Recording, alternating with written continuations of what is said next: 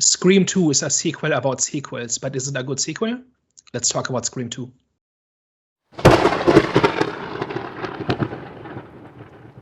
Hello, everyone. Welcome back. We are back, the Eye of the Storm podcast. We're just going to get straight into today's discussion or contend the debate. We'll see. Danny G, please tell the people what we're going to be discussing today. So this is Have You Seen, in which we talk about a movie that some of us know well and others have just seen for the first time. Today we're talking about Scream 2 from 1997, which I've seen a couple of times and the two of you have just seen for the first time. So what are your thoughts on Scream 2?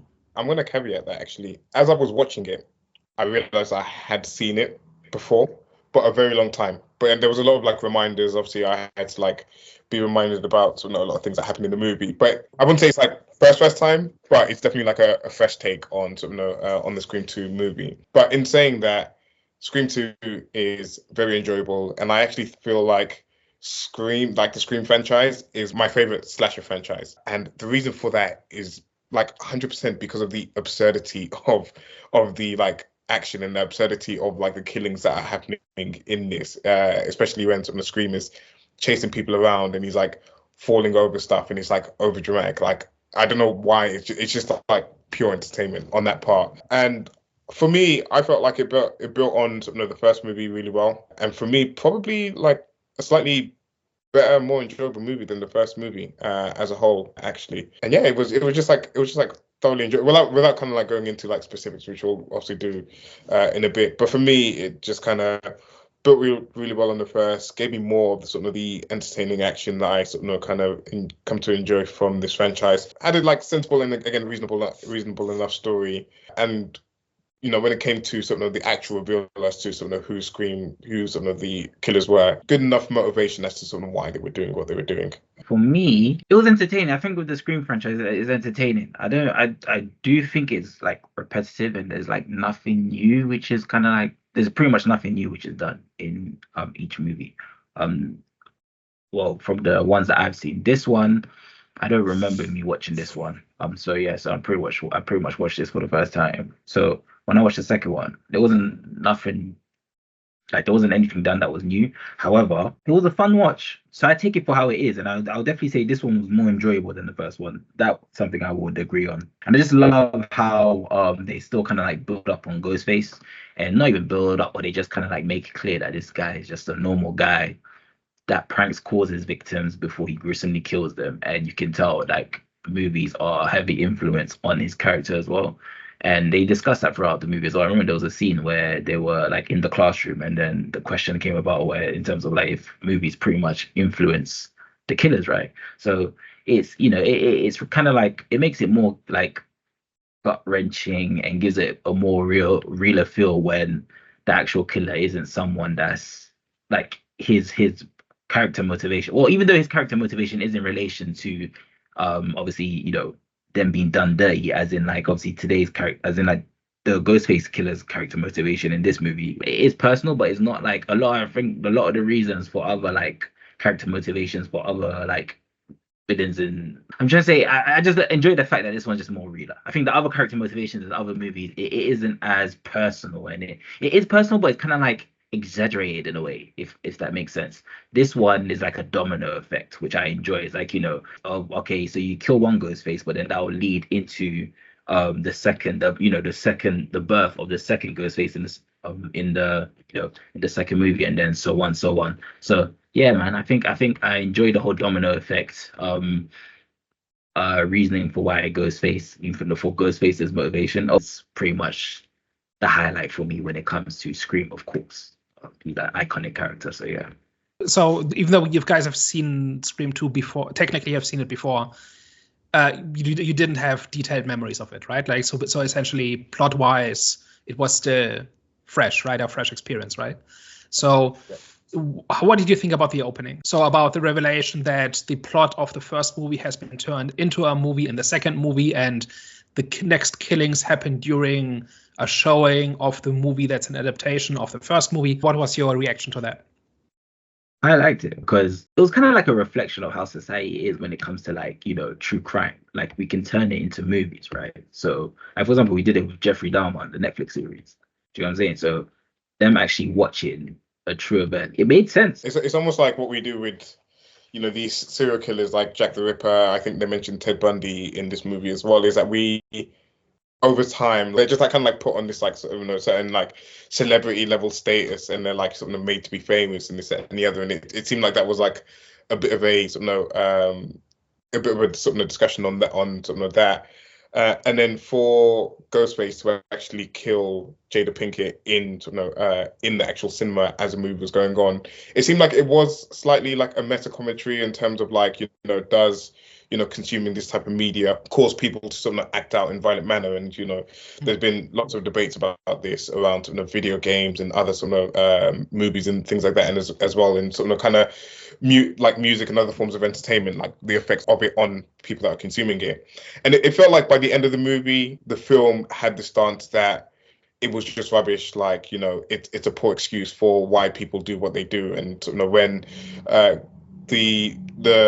the Ghostface, the male Ghostface, that's revealed at the end, I can't remember his name, when he's like kind of going on this spiel about how he's going to use it as like his like ultimate defense to get away with it because he was influenced by the movies and the other, and the movie essentially just kind of like laughed at him like, are you being for real? Like, you think that that's actually gonna work for you? So it was quite interesting in that sense. Like I feel it worked. I feel it worked for the movie in terms of sort of the commentary it was trying to make at the start, just about like entertainment's influence on people and how we kind of like immortalize and raise certain killers to celebrity status as well, and make just entertainment out of real events. I don't think the movie goes very far in its commentary on this, right? Like, it doesn't really take much of a stance other than portraying the like motivation of the killer in the end gives about having seen too many movies, and it's clear that it's an excuse, right? He just wants to play everybody, and he wants to kind of show how hypocritical they are and so on. But that is something that was really in the zeitgeist in the late 90s, early 2000s, right? I've sat through those kind of seminars, kinds of things in school where they told us how dangerous video games were, and there were these debates in politics and the media and stuff like that, where these were relatively new, not movies specifically, but video games specifically, were new things, and kind of society was freaking out about what they were doing to the youths. But then when you go back 100 years, they were saying the same thing about novels. Like, it's actually really amusing that if you look up the moral panic around novels like 100 years earlier, people were convinced that it would break people's minds, that they could no longer distinguish reality from fiction and stuff like that. So this has been going on for as long as fiction has existed. And I think that is something that's really like that they kind of lean into here as well. And then there's the whole thing about the serial killers being kind of immortalized in fiction. Like, if you ever want to look up like that connection between slasher movies and serial killers, look up Ed Gein. Basically everything you think about serial killers is basically Ed Gein. Like the whole thing about wearing people's skin as a mask and all sorts of things. Like, that's basically with this one guy that kind of spawned at least 2 major slasher franchises. So like this whole thing about fact and fiction and reality and art imitating each other and causing each other, that kind of thing has been around for decades, and I think that really comes together here.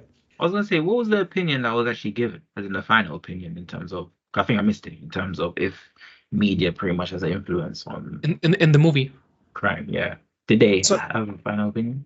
So to me, it really came across as being an excuse, right? Because like he's got this whole plan about how he wants to get away with a perfect crime, right? And so he has this whole plan about blaming the movies, and like the religious right will pay his legal fees because they want to prove that movies are corrupting the youth and stuff like that, right? So he's got this entire thing planned out, and it basically amounts to kind of making a fool of everybody, right? Because he just wants to be smarter than everybody else is kind of my takeaway from it.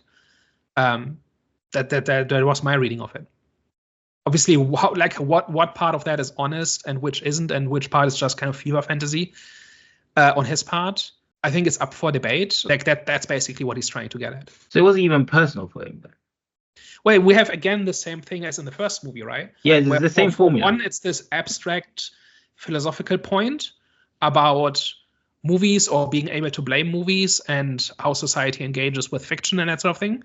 And for the other killer, it's personal. We had the same kind of dichotomy in the first movie, right? For one, it was about personal revenge and for the other it was basically because I can. I'm just trying to think if that's like a strong enough character motivation. Of course, like you could say, obviously the personal character motivation kind of compensates for, and pretty much they're just using that character to kind of like spread a message. But I'm just trying to understand, what is the purpose of them trying to spread a message? Is it just to obviously tell us that, no, media, obviously people that says media is a big influence is just an excuse? If that's the case, then that's great. But if there's something else, I don't know. think this movie has a message, at least as far as that goes. I don't think it takes a really strong stance either way on what the impact of fiction is. Like I think like throughout the first two movies that we've seen so far, I think there's this pattern of people not taking things seriously and thinking that everything is a joke, and like fact and fiction kind of blurring, right? Like I think in the first movie, I thought this was really clear, where the movies inspire the killings, and then the killings inspire the media, and the media then creates fiction based on what really happened. And now the fiction of what the reporters, the fiction the reporters were creating has been turned into actual fiction in the form of a movie, and that movie then inspires copycat killers. So this whole cycle like is very central in these two movies so far, right? But I'm not sure that really maps to reality in any real way. There have been like things like, do you know about the Slender Man killings? So Slender Man is like this horror creature that was made up in like 2014 or something on a message board. And we have the post, like the forum post, where somebody makes up this monster, right? There's this creepy looking guy, tall, elongated limbs. I think his face is blurry or something. And there's at least one case where there were these two teenage girls who believed that Slender Man was real and that he wanted him to kill their friend, and so they did. At least that's what they said. So in some way, this happens in that somebody kind of kills somebody or commits some kind of crime, and then either blames it on or seems to have been inspired by movies or fiction. But I'm always kind of skeptical about that. I think there's always something else going on. Like they would have done this anyway, and they kind of just reached for an explanation or for some kind of rationalization, I think. And saying I saw it like that in the movies, where if they hadn't seen that movie, they still would have done it, but they would just blame something else, or they would have done it, would have taken a different form. But people don't go out and do like violent things because of movies. Right. So this whole cycle of fact inspiring fiction, inspiring fact that's in these movies, it's heightened because it's satire, but I don't think it really maps to very much in the real world. I don't think. And you can see it in the movie. And whilst they don't kind of bash the message throughout the entire movie, but it's just like that final act in terms of like even how the mother even came in contact with him was through a forum, because she was trying to find someone that was like a psychotic killer essentially. So she engaged with him because he already had like those kind of like tendencies, or she believed that he had tendencies to kind of be a serial killer or something. He had these tendencies, and she was looking for somebody who did, right? Yeah, exactly. Yeah, that's what I'm saying. Yeah, so she was looking for someone that fit his kind of like psyche, and then again, it just seemed like the movie was kind of like set like hitting home that message in terms of, you think that these forms of entertainment are the reasons why people are doing these things, but if you actually look at the person behind it, is that he was already he already had the psyche to be a killer. He already had the psyche to be a serial killer, and he was just kind of like, again, like you said, just like using it as an excuse. I don't know that what we've been talking about is kind of the main thrust of the movie. Like this whole thing, do people do violence because of movies? I'm not sure that's really what they're getting at. I think what they're more getting at is how the media kind of reports on crimes is kind of fictionalized in a way, and people treat it as entertainment in some way. And I think that's even gotten stronger with things like true crime. Like podcasts didn't exist at the time this movie was made. But now that's one of the most popular genres, right? Where people just get entertainment from just following the like real crimes and the suffering of real people, right? And I'm not judging that, right? It's not something I particularly enjoy, but I don't think there's anything wrong with that, right? But there's even more of that today than there was in the 90s, right? Yeah.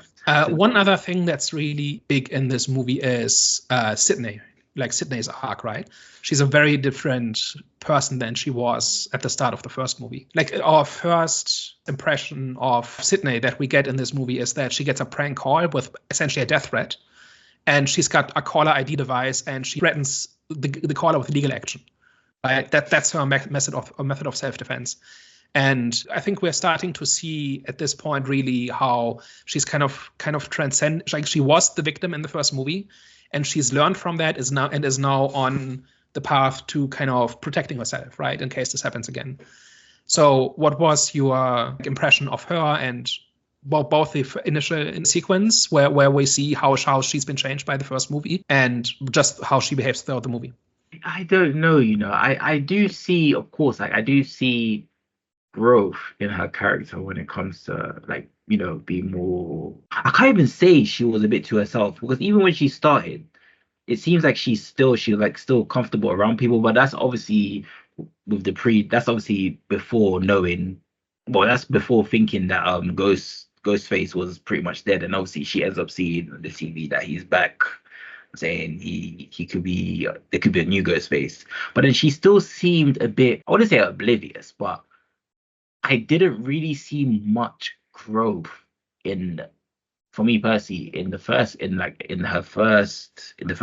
and in the second one. She still seemed kind of like, I understand why she wouldn't trust a lot of people. Like, even the scene with her boyfriend, right, where she didn't know whether or not to trust him. That makes sense, obviously, because obviously she learned from the first movie. So that in a way is changed. So yeah, that is changed. I do see some development, but I don't know. She just seemed very like, she still kind of seemed like the same character, because she didn't really seem like the typical victim. Do you know what I'm saying? Like, she seemed like a victim that had backbone, and I still saw that in this one. So that's why I wasn't really like, her development in terms of how she changed from the first movie to the second movie. It wasn't so apparent for me, because I always felt like she was like she had like a badass in her, if that made sense. Do you know what I'm saying? So she wasn't just like a fragile little girl that's getting chased by a killer. Like, she seemed like like I said, she handles business. Do you get what I'm saying? So she had like that fiery. She always had that fiery side. So I didn't really see that much of a development, besides being more paranoid and being more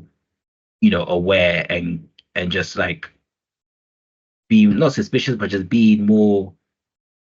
But when it comes to her surroundings, just not trusting people. So, you know what I'm saying? So I think I'd say she's prepared, or has been prepared. Yeah. So right? Yeah. So I'll say probably, yeah. I'll say that too, being more prepared. But in terms of, I don't know. I probably wanted to see, I don't know, maybe like a change in her. I can't really say change in her personality or character, but something. I don't know, something a bit more. As in that, I don't know, just something that kind of like shows that she's.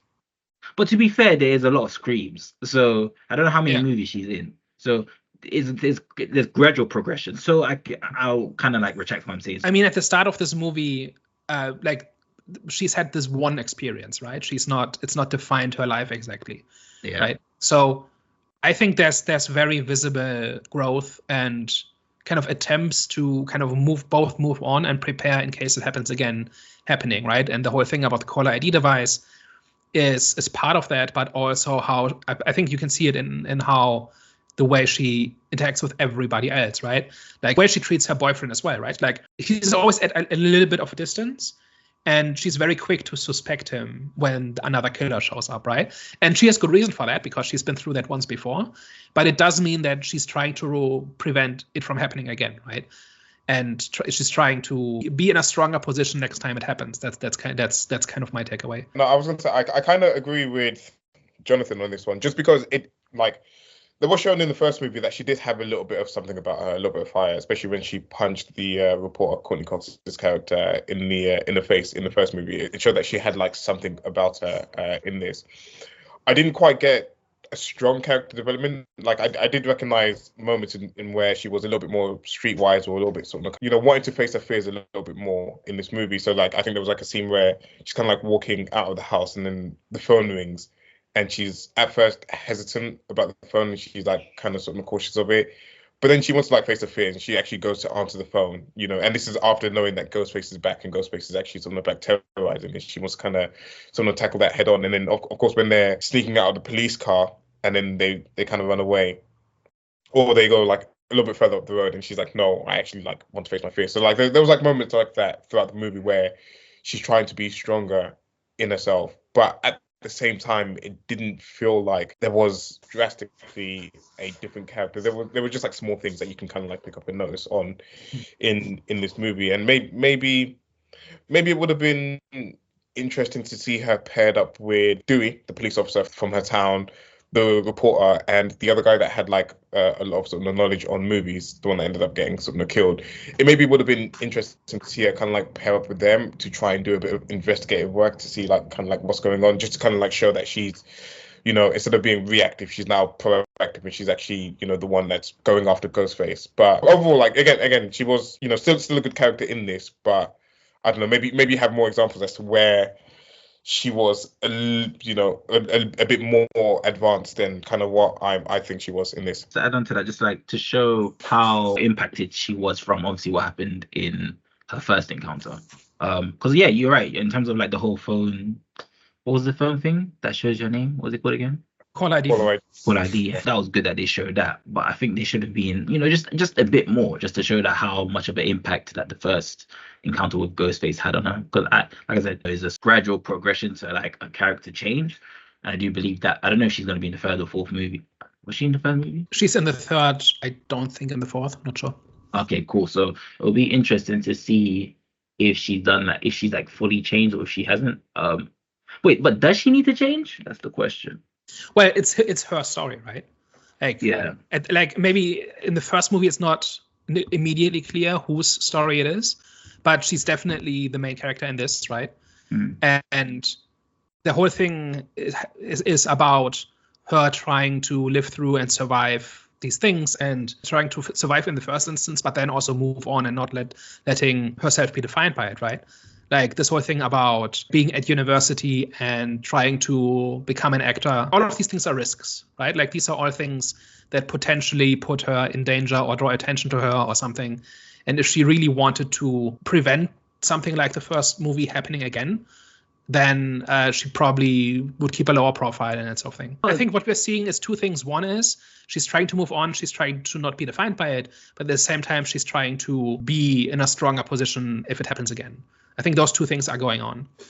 Yeah, but that already kind of happened in terms of like her trying to move past something. That was like in the first movie as well, where she was trying to move past her whole her mother's death, and in terms of like the reputation that her mom had around town. And that's the reason why I say I find it like I think it's hard to kind of like see her change and her character arc, because the already tone that's been set for her character is pretty much dark, as in not dark but cold, right? Cold to her environment because of obviously, you know, what happened to her mother. So kind of like, where does her change lead to? Because usually when it comes to like a character arc, then someone changes from light to dark, right? So maybe they start off as a bubbly character and then let's say in the next movie they're more depressed, sad, and in the third movie they're more hardcore and more like a hunter, right? But with her, it's like she already started off pretty much reserved in a way and cold when it comes to everyone else. So it's like, what did she transform into in her? You know what I'm saying? Does that make sense? I don't know that our character arc has to go in that way. It just has to be a change in the person. Like no, it doesn't have to be in that way. But I'm just saying, I wonder where, like, what is her character going to change into? Because she was really cold from the get-go. She was a regular person in the first movie, right?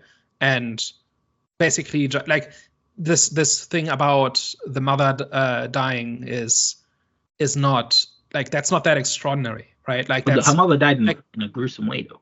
She got sure, you know. But like it's something that happens to people, right? It's not quite the same thing as being stalked by a serial killer, right? Like that is extraordinary and it's a shock, right? Whereas just losing a parent, like it's like, I think we've seen her move on, like at the start of the first movie, right? It's been what, a year at least? I don't remember exactly, but it's been a while. And they've both she and her father have moved on broadly, and I think that's different than the lessons that she learned from. Like she didn't necessarily learn a lesson in terms of like a change in her personality, but it did change her in terms of how she relates to her environment and to other people and things like that. And I think like you're right that was there in the first movie, but that is now her primary personality trait, right? Because it's the thing that's let her survive this kind of crisis once. I think there's a Sarah Connor thing going on here, where in the first movie those same personality traits are more of a reflex and like a survival instinct, and in the second movie they're cultivated and deliberate. I think it's that kind of difference. Okay, I can see that. All right, moving on from Sidney, unless we've got something else to say about her. One character I really enjoyed was Cotton in this. Like he was not really a major factor in the first movie, right? But here he's really central, right? So what did you think about him? I didn't like him. He annoyed me every time he was on screen, if I'm honest. He seemed like I get for the movie, like the story that they were trying to tell, like he was there, but it just seemed unnecessary for him to be like chasing this like 15 minutes of fame and being like so creepy. It seemed like he was more there, like in my opinion, to be like a red herring in terms of like his like demeanor and like sort of how he came across, and sort of even like the situation where he had like Dewey's blood in his hands and this, that, and the other. It just seemed like he was there to be a red herring, and just like, yeah, he just annoyed me anytime he was on screen, because it's just like his character motivation of like trying to chase his like 15 minutes of fame. Maybe at that point it was sort of more relevant in terms of sort of you've had this like big thing, and you really want to get on like TV and like have your moment in back in like 1997. But I don't know, I just couldn't relate to it as well in 2024. I mean, it's funny enough because everyone's trying to have their 15 minutes of fame on social media, online, and doing like ridiculous things to sort of kind of like go viral and stuff like that. But his character just like grated me every time he was on screen. I didn't take it as he wants to be famous. I took it as he's already paid the price, and now he wants the reward, right? So he's already spent a year of his life in prison for something he didn't do, and now he wants to get paid. And people keep trying to cheat him out of that payday, right? So Gail and Sidney and whoever else who's not being cooperative. And that is why he's so insistent, because that's probably his one chance. Like, it's not like he'll have another chance, right? Mm-hmm. The book has been written, the movie has been made, and he hasn't seen any of the money, right? But he's already paid the price with his with a year of his life, right? So yeah. I think he's pretty sympathetic. Like he is like overbearing and he's pushy and all of that. But in terms of where he's coming from, I thought he was quite sympathetic, because he was thrown into this, like he was framed for this, right? And if I remember correctly from the first movie, he's just some guy, right? There's no reason why he was framed as opposed to somebody else. And so he kind of got just caught up in this, and now he wants some kind of compensation.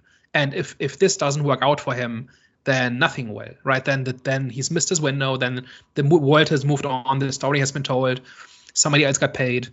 And I think that is why he gets increasingly insistent and pushy over the course of the movie, right? Because initially Gail lies to him about having set up an interview between him and Sidney, which turned out to be a lie. And he's furious when he finds out about that. And from that point on, he gets increasingly insistent towards Sidney, because if Gail is not going to help him, then the list of people who might is getting shorter and shorter, right? So I think there's interesting stuff going on here, especially when we're talking about this whole thing about fact and fiction and how reporters creating the reality they report on and stuff like that. Like, he's basically kind of a victim of that, but also he basically says, all right, if given that I'm already in this position, I want to at least not walk away empty-handed. So I think there's some interesting stuff going on here, because now his entire life kind of revolves around this episode that he basically doesn't have anything to do with, right? No, that's true. That's true. And I agree with what you're saying in terms of like the sort of kind of like the story behind his character, and I can kind of like recognize it throughout the movie. But maybe it was the way that it was acted, or maybe it was the way that it was sort of kind of like portrayed through the movie, which didn't just like bode well with me, because he's definitely supposed to be off-putting, right? And he's aggressive and all of that. But I do think the movie sold me on why he is that way. Which is fair. I don't know. It just didn't work for me. It just didn't work for me. But I don't know, Jonathan, what was your opinion on that? Well, I was actually going to say, I don't think his reasoning or character motivation for why he was the way that he was something which was a justification for me. Like, I just thought his character wasn't a highlight for me, but he was an interesting character. Two reasons. Well, just one reason, but I'll say that one reason before I kind of like address this one. The reason why, like, I understand that he's pretty much hard done by in terms of just like, being falsely accused and obviously not being paid for his books and etc. etc. I get that, but it was just the unnecessary, like, creepy. And I think what would have made sense was like not a backstory, but like, I get that society's done you wrong, but for you to act in that way didn't necessarily I don't get why it translates into you being now, just creepy. Do you get what I'm saying? I'd say he's desperate. He's desperate because he has one chance of getting something out of this, and that window is closing. I understand. Okay, I can see it from. I understand. However, what I was gonna also say was I do kind of see why Sidney wrongly accused him or would have thought that he was responsible for his mother's murder the way that he was acting. So that did tell me a lot, because if I was thinking like how could you like, you know what I'm saying, obviously in the first one the question was if she wrongly accused the wrong person for the murder of her mother, right? So I think with that, right, I was like, okay, I was thinking to myself, how the hell could she just like, for unless she saw him, how could she just falsely accuse someone? And even though she didn't fully like properly see the person, I do understand why she would think it would be him just based on the way that he was acting in the movie. Because yeah, it was creepy, and there was times where he showed like moments of rage. I was like, yeah, I could. His character made sense for why he was there. It was just the way that he was behaving. I think if we saw his character beforehand, then I think him acting just unnecessarily creepy would have made sense. But now, Daniel, that you added, okay, that was pretty much his last chance of reaping his rewards, of not gaining his rewards, same thing. But yeah, I would now kind of like make sense of how that can like lead to desperation, which desperation leads into you acting creepy. So I get that. But yeah, his character, all in all, his character for me, it wasn't a highlight. He was interesting. He was interesting, and it answered questions for me in terms of like Sidney falsely accusing him before, because I would suspect him. Like I would pretty much I would suspect him to be responsible for my mother's murder as well if someone's behaving that way as well. You know what I'm saying? So, and she knows him. You know what I'm saying? So she beans around him, and obviously we saw especially that scene where them two were communicating in the library where he grabbed her arms. I'm like, yeah, okay. Yeah, this guy, I wouldn't even be surprised if he's Ghostface. Even though it's predictable, I wouldn't be surprised because, he's showing moments of, he had killer eyes. One of the things that's interesting about this movie is that like this whole thing is about like fact and fiction kind of inspiring each other and changing each other, right?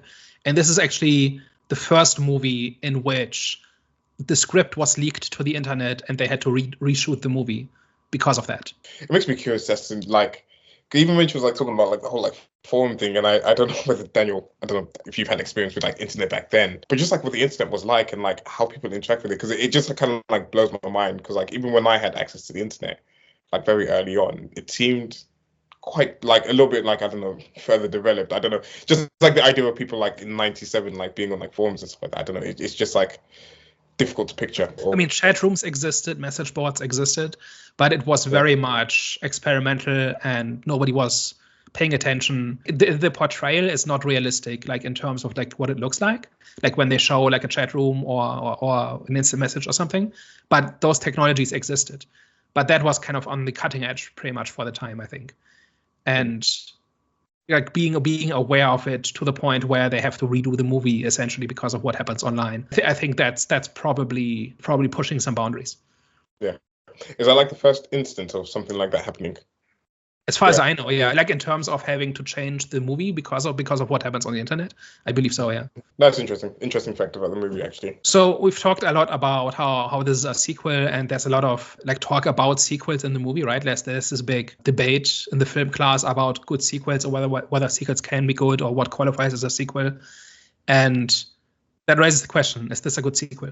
I think it's a good sequel. I think it builds, like you said, it builds on what came in the previous movie, and I think it's mentioned in the movie as well in terms of like more killings and maybe even like more elaborate killings in this, and you definitely get that with the most shocking one was like the police car one, where it literally just came out of nowhere and like sort of butchered the police. So definitely on sort of the entertainment aspect of it lived up to that.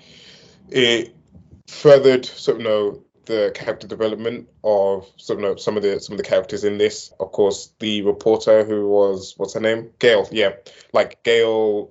Obviously, like Sidney had sort of some changes to her as well. Obviously, like Dewey and stuff like that as well. Gail's one was like actually most interesting to me. I know it wasn't a big focus of it, but just her being on the other side. So obviously, we see her in the first movie being an overbearing reporter, kind of doing everything that she can to sort of get the story get her story. And then on this side, you've got the other reporter who sort of maybe like beats her to the scoop on certain scenes, is sort of kind of like chasing her down and asking her questions in like sort of stressful situations. So it was just kind of quite interesting to sort of see her in that perspective, being on the other side of that as well. So yeah, I think for me, anyways, it did a lot of good things to sort of build on the first one and make it a better movie than what the first one was. Yeah, I think it's bigger, and I think the kills. I think the kills in the first are great as well, but here they're a little bit more elaborate. I think the opening sequence in the theater, I think is probably my favorite. Yeah, that definitely set the tone. Yeah, right. Like it sets the tone. But it's also bigger, and it's not just a repeat of what happens in the first movie. It's kind of the logical extension. Do you know what's hilarious? And I know we talked about this in the last movie, but I fell for it again. Like I put on Scream 2, and I was like, oh, Jada Pinkett's in this movie. And then as she was like dying in the first part of the movie, I was like, oh, they've done it again. And I was like, they actually got me with this one. Because I genuinely thought, I was like, oh, I'm interested to see what she's like in this movie. And they completely got me with it. Yeah, they did well with that one. Got you in what way? Remember, like, because like in the first movie, you were saying that, you know, they had like Drew Barrymore all over like the advertising and the posters and stuff like that. They thought that she was going to be the main star of the movie, and then she gets killed. And that literally happened to me with Jada Pinkett. More so because I was like curious to see her in this world. And then she died, and I was like, well done. I was like, well done, you got me. It was stupid of me. I didn't think she was gonna get killed so soon. So when it happened, I was like, oh shit, the shock factor. I was like, damn. But yeah, her killing was brutal. And that definitely set the tone for me. Just I knew it was gonna be okay. The way that he even killed her, like the way he was stabbing her in her back, I was like, damn. I was like, yo, I can tell this movie is gonna be not gut wrenching, but we're gonna see a lot of blood. I wouldn't be surprised if we saw guts. I don't know if we saw guts, but I don't remember if we saw any guts. I don't think so. Just a bunch of blood. But I think one of my favorite little details in that sequence is that when she's dying on stage, and everybody thinks it's a publicity stunt, there's like a few people in the audience who are not so sure. But they don't doubt enough to actually do something about it, because if they get up and try to help and then it's a publicity stunt, they're gonna embarrass themselves. So they're gonna just sit there and hope that everything is all right, and then it isn't. But like if you look at the facial expressions of some of the people in the audience, you can see this doubt about like, wait a second, is this actually real, or is this just like a hoax or like a publicity stunt? So I think everything about that sequence is amazing, I think. So it builds on what the first movie did. It takes it to the next logical step. It develops the characters right then. It's not just a repeat of things you've seen in the first movie. It's very much, even though the formula or like this basic structure of it is quite similar, in the sense that Ghostface starts killing people seemingly unrelated, and then there's an investigation, and there's suspects, and there's false leads, and then the end, Sidney is confronted by the two killers who explain the plot, and then she survives. Like the basic structure of it's the same, but I think all the characters are in different places and different things are done with the different pieces. So I think this is one of the best examples of how to make a movie that fits in with the first one, but that kind of develops from it and builds on it, I think. No, I agree. And it's quite similar to like other like great sequels that have been mentioned, like Aliens and stuff like that, where it's, you know, you're kind of going in for the same beats, but again, the characters have taken good steps forward, logical steps forward, and stuff like that. So yeah, no, definitely agree with that. Yeah, you're not just getting the same things again. You're getting like a version, like a spin on it. Yeah. Did this make you want to see Scream 3? Yes, actually. Do you know, I'm actually fully invested in the Scream franchise completely. And funny enough, again, I have like vague memories of like watching some of this one. I definitely saw Scream 6, the latest one that came out. I saw that one in cinemas, and I actually really enjoyed that one a lot. So I definitely actually will probably check out like Scream 3, 4, and 5 just to kind of like see what it's about. I think you mentioned that they get a little bit shaky towards the middle sort of movies. I think you said that, but yeah, it's definitely made me at least want to kind of see if Sidney's in the next movie, what the next like kind of like how they plan to switch it up for the third movie, essentially. Mm-hmm. I think I might like 3 better than 2. Okay. Just in terms of enjoying it. But we'll talk about that next time when we've seen Scream 3. But yeah, I think it's definitely I think not a lot of trilogies have good conclusions. And Like I think you can count on one hand the number of times it actually worked and it actually serves a purpose, other than we happen to make 3, so we're gonna call it a trilogy. But I think Scream is one of those where it is actually a trilogy. So we can talk about that next time. For me, I'd say no, but yes, it's entertaining. But it's for me, it's like a popcorn film. So it's one of them ones where it's like, yeah, it's fun for the moment. So I don't know if it holds enough weight for me to want to go and say, oh, okay, I'm excited for the third one. So I'd say I wouldn't mind if it just came on my TV and there was nothing to watch, and then I'd watch it. Yeah. But I don't think the way that it ended, I don't like. I'm just trying to think. Okay, so if I was actually there, probably even back in the day, I would have really enjoyed it. But I'm just saying now, because obviously the way that it ended is like, okay, so pretty much we're gonna see it's gonna be the same formula, but now it's gonna be like new character motivation in terms of why that Ghostface killer is the Ghostface killer. So in terms of that reasoning alone, I don't think I'm too interested in that. But in terms of like everything else, in terms of like the kills and just like the way the constant mystery around who around Sidney could be the Ghostface killer and what their reason could be for it, that's interesting. So I think yeah. So I'd say I'm more leaning towards yes. So for me, I think it might be the opposite, where I don't actually care about Ghostface. Like I like watching him kill people, but like who he is and why he does what he does has never been interesting, at least in these 2 movies so far. No, I didn't say that's the reason. I didn't say that's the reason for why I'm going to be interested in watching the film. I said that's pretty much going to be the same. I'm saying for me, it's the whole mystery in terms of like, okay, everything else in terms of like the mystery behind who the character could be, as in like who the Ghostface killer could be around her circle, the suspicion, how she handles like, how she handled, how pretty much her change. So is she going to become more paranoid, and how does she react to that, and etc. etc. So it's generally the story rather than, the reasoning for why the new Ghostface killer is Ghostface.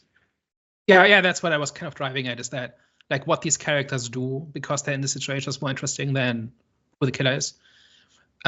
Especially since it seems kind of random. Like I think you can kind of reshoot the endings of both of these movies and have the killers be somebody else and work just as well. You can come up with an explanation for what they were doing, and like I think the endings are pretty like sectioned off from the rest of the movie in like, at least maybe not entirely, but like in a lot of ways. So like that final scene where there's this big reveal where the villain explains themselves, never the interesting part to me. Like it's this whole like who trusts who and why and what decisions do they make, and like that's always more interesting to me. Especially in this movie, because the male killer, he kind of like disappears for like half the movie as well. Like you don't see him for a lot of the movie, so you can really just like cut him out and like replace him with anyone else in this and like make them the killer in this. Any other last thoughts on Scream 2? Nah, man. So I know Jonathan refers to it as like a popcorn film, but these are just like kind of like good, light-hearted classic movies that you just kind of like sit back and enjoy sometimes, man. Not everything has to be. I enjoy popcorn movies. Okay, no, I know you do. But you said that you wouldn't check it out, or you wouldn't like go out your way to watch it. Yeah. No, but a lot of the time, popcorn movie kind of means don't think about it too hard, just sit back and enjoy it. And I think there's more in these movies than that. I think there's actual ideas and at least like symbolism, and like there are like these themes of fact and fiction and media and reality and all of those things like that. Like that is woven into what's going on. It's not simply put some teenagers in a situation and watch somebody kill them. Like that's a bad slasher, right? And you can enjoy that, but there's not much to engage with beyond that. And I think Scream has more going on than that, I would say. I understand, but I think with slasher movies, they always have that cheesy aspect to them when it comes to performances. So I think that's what, for me, waters down the whole, okay, I hear what you're saying. It does have a lot to, like, this Scream differentiates from different other, like, slasher movies because there's more going on to it, but it still has that cheesy element to it in terms of the way that they act in the film. Okay. So I think that's what kind of, like, for me, does, like, I think, for example, Gladiators, which we're going to get to, but I enjoyed that really, like, I found that really entertaining because in terms of like mainly because of the performances, you know what I'm saying? So I think for me, for a film not to be a popcorn movie, it has to have like everything doesn't have to be perfect, but it just like pieces just have to kind of like make the puzzle. And if like one of the pieces isn't in the puzzle, as in like the performance, for example, then that kind of doesn't fulfill it for me, if that makes sense, when it comes to me classifying it as either a classic film or popcorn movie. Popcorn movies are great, don't get twisted. I enjoy popcorn movies. What's the film called that you guys hate again with Jason Statham? Beekeeper. Yeah, it's a classic popcorn movie. You know what I'm saying? That was entertaining. And the performances are good for me. So, but it's not a film that I want to go back and watch. Same with Slasher, yeah. Same with Scream. Yeah. But I get what you guys are saying. It definitely does have more to it than other slasher movies. And I do agree with that. All right, guys. Well, I hope you enjoyed today's episode. This didn't really turn into a debate. But hopefully you enjoyed today's discussion. Have they? Yeah, I mean, let us know your thoughts down below. Is Scream one of your favorite slasher franchises? Let us know down below. And yeah, if you like us, tell a friend. And if you hate us, tell an enemy. All right, guys. Hope you guys enjoyed, and we will catch you next week. Au revoir. Ciao. Bye bye.